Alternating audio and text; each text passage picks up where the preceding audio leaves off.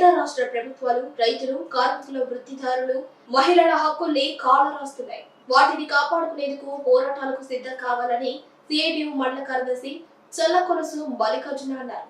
శనివారం సిఐటియు కార్యాలయంలో విలేకరుల సమావేశంలో ఆయన మాట్లాడుతూ రైతుల పాలిట శాపంగా కేంద్ర ప్రభుత్వం తెచ్చిన నల్ల చట్టాలకు వ్యతిరేకంగా రైతుల ఆందోళన ఫలితంగా కేంద్రం 2021వ సంవత్సరం డిసెంబర్లో అధికారంలో ఉన్న బీజేపీ ప్రభుత్వం రైతులతో చేసుకున్న ఒప్పందాలను అమలు చేయాలని ఆయన డిమాండ్ చేశారు.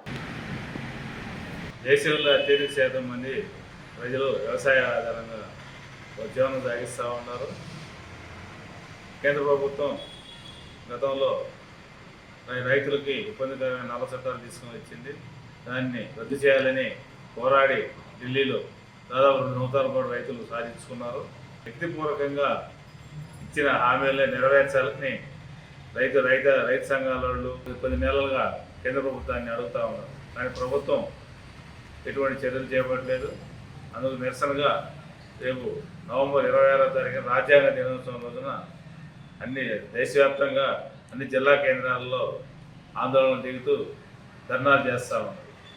అందులో భాగంగా రేపు 26వ తారీఖున నెల్లూరులో గాంధీ హోమ్ సెంటర్ నుంచి ర్యాలీగా వెళ్ళి కలెక్టర్ కార్యాలయంగా ధర్నా ఉంటుంది.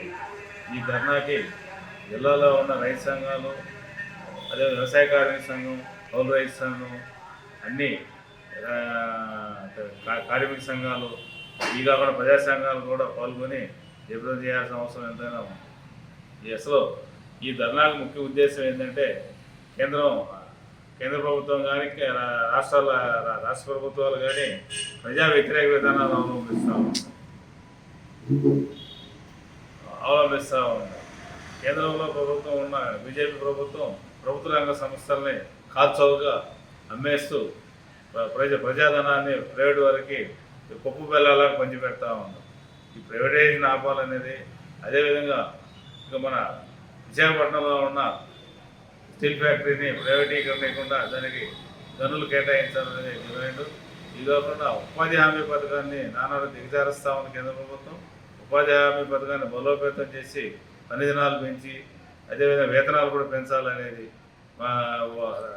అదొక డిమాండ్ జరుగుతూ ఉంది. ఇది కాకుండా దేశంలో మన రైతు పండించిన ధాన్యాన్ని వెంటనే కొనుగోలు చేసి రైతుకు మద్దతు ధర ఇవ్వాలి. లేదంటే గత సంవత్సరం నుంచి కేంద్ర ప్రభుత్వం కొనుగోళ్లు ఆపేసి ఏదైనా గోడవలు ఖాళీ లేవని చెప్తుంది. గోడవలు ఖాళీ లేకపోవడం కాదు, ఈ గోడవలను ప్రైవేట్ వారికి అద్దెకిచ్చేసి ప్రజల్ని పండించిన పంటని దళారులు పాలు చేయడానికి ప్రయత్నం చేస్తూ ఉంది. ఈ విధానాలు ఆపివేసి రైతులకి న్యాయం చేయాలని కోరుతా ఉన్నాం.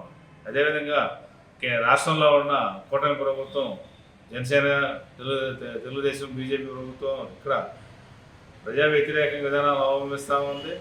ప్రజలకి ఇబ్బంది కలిగించే స్మార్ట్ మీటర్లు, టూ అప్ ఛార్జీలు విధించి ప్రజలను అడ్డువేస్తూ ఉన్నారు. స్మార్ట్ మీటర్లు పెట్టమని చెప్పి అధికారంలోకి వచ్చిన కూటమి ప్రభుత్వం ఇప్పుడు రైతుల మోటార్లకి, వ్యాపార సంస్థలకి, ప్రభుత్వ వాటికి, అది వినియోగదారులకు కూడా స్మార్ట్ మీటర్లు పెట్టేందుకు ప్రయత్నం చేస్తూ ఉంది.